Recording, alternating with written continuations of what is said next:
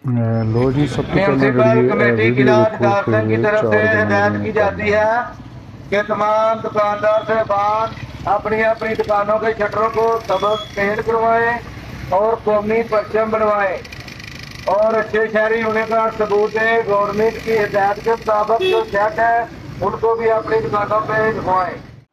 जी जनाब, वीडियो तुसी वेखी पिछले दिनों एक यंग नौजवान लड़के ने एक आर्टिकल लिखिया सी जिन्हों के रिमूव करवा दिता गया एक्सप्रैस ट्रिब्यून तो।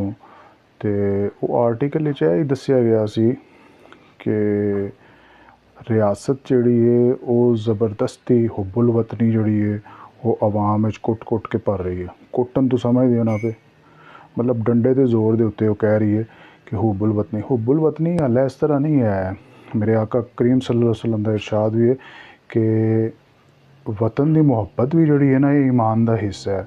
तो हर जिहड़ा शहरी है उन्होंने अपने वतन नाल मुहब्बत है वे, लेकिन जो तुसी कुट कुट के भरोगे ना हुब्बुल वतनी तो वो फिर जिहड़ी है वो हाकम बदन वो किसी होर चीज़ तब्दील हो जाएगी।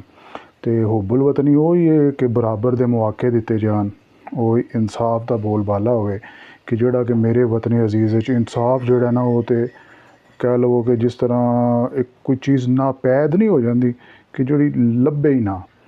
तो बाकी गौरमेंट नूं जोड़ा वो गौर करना चाहिए कि कुट कुट के जोड़ा ना वो हुब्बुल वतनी ना भरन।